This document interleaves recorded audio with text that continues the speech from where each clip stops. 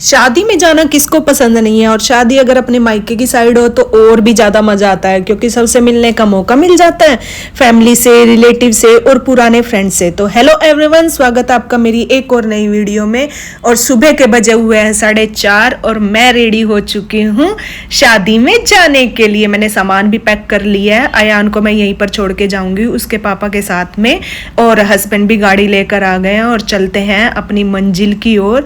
मैं बहुत ज्यादा एक्साइटेड हूँ क्योंकि बहुत टाइम के बाद मैं शादी में जा रही हूँ, और यहाँ से मेरा जाना होता ही नहीं, बहुत ही कम जाना होता है। तो चलिए अपनी मंजिल की ओर चलते हैं। अभी सुबह के 4:30 पौने 5 हो रखे हैं, और देखो बाहर कितना अंधेरा है, ठंड भी बहुत ज्यादा थी।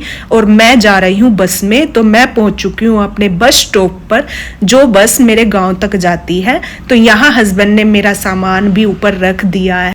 सारा सामान जमाने के बाद और मुझे बाय बोलकर ये चल दिए घर की ओर, क्योंकि घर पर अयान भी अकेला था और मेरी थोड़ी सी तबीयत भी खराब थी।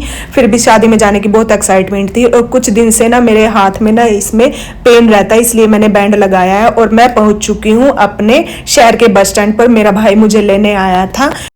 देखो, अपनी फैमिली से मिलने की एक्साइटमेंट तो सबको ही होती है। तो घर पहुंचने के बाद मैं एकदम रेडी होने लग गई थी।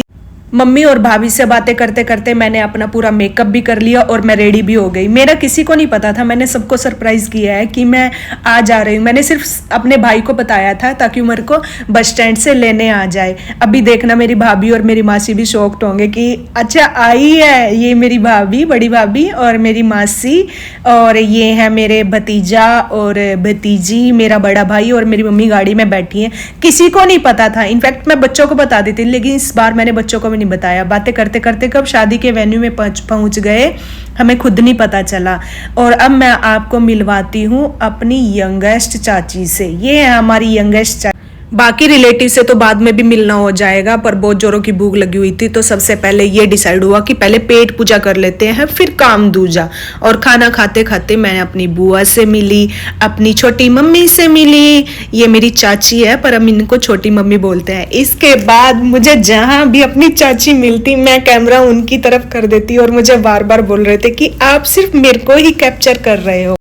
मैं और भाभी भी खाना खाने के बाद हम दोनों चल दिए रिबन कटिंग की ओर। और यहाँ पर हमने क्या देखा, मेरी ये दो ब्यूटीफुल सी चाचियाँ किसी की चुगली कर रही थी। एक्चुअली ये चुगली नहीं कर रही थी, आपस में बातें कर रही थी, और मैंने ना इनको रिकॉर्ड कर लिया। और ये देखकर इतनी हंसी है कि इन्होंने हमारी बातें रिकॉर्ड कर ली। देखो, शादी में ना कुछ थोड़ा बहुत फन तो होता ही है एक दूसरे के साथ। और ये है मेरी बुआ, एक और चाची। देखो सब कितने यंग यंग है ना, मेकअप का कमाल है भाई। रिबन कटिंग की वीडियो मैं लेना भूल गई थी, और देखिए इस छोटी सी प्रिंसेस को जो लहंगा ऐसे उठा के चल रही है, इसको भी बता रखा था लहंगा ऐसे उठा के चलना है। इसके बाद हमारे दूल्हे राजा जी स्टेज पर आ चुके हैं, तो इंतजार है बस अब अपनी दुल्हन का। तो ये कुछ रिचुअल्स होते हैं जिसको शॉल बोलते हैं, और दूल्हे राजा अपनी साली को गिफ्ट कर रहे हैं एक गोल्ड की रिंग। तो दिल थाम कर बैठिए, हमारी ब्राइड की भी एंट्री हो चुकी है, ब्यूटीफुल ब्राइड की। ये दिन ना सबके लिए बहुत स्पेशल होता है। हर लड़की का सपना होता है कि अपनी शादी वाले दिन मैं सबसे सुंदर दिखूं, सबसे ज्यादा स्पेशल होती है। तो ये देखिए हमारी दुल्हन कितनी प्यारी लग रही है, बहुत सुंदर लग रही है हमारी दुल्हन। पूरी शादी में एक कैमरामैन ही ऐसा व्यक्ति होता है जो हर किसी को अपने इशारे पे नचा सकता है। मुझे पहले इस एंगल से फोटो लेनी है, इस एंगल से फोटो लेनी है, लेकिन जब हम उन पिक्चर्स को बाद में देखते हैं ना, तो सच में हम उस स्पेशल मोमेंट में खो ही जाते हैं, क्योंकि वो पिक्चर्स इतनी प्यारी होती हैं, इतनी स्पेशल होती है, लाइफ टाइम के लिए याद रहती है। ये वही पल है जिसका इंतजार दोनों फैमिलीज को बहुत ही बेसब्री से रहता है। ये सिर्फ वरमाला ही नहीं, दो दिलों का ऑफिशियल कनेक्शन भी होता है। तो मैंने तो इस शादी को बहुत इंजॉय किया है, बहुत ज़्यादा। आपको मैं हमारी ब्राइड और हमारे ग्रूम कैसे लगे, यानी हमारे दूल्हा दुल्हन कैसे लगे, मुझे कमेंट सेक्शन में ज़रूर बताना। शादी में टाइम कब निकल जाता है पता ही नहीं चलता, क्योंकि सब लोगों के साथ मिलते हैं, बातें करते हैं, नई बातें जानते हैं, पुरानी बातों को याद करते हैं।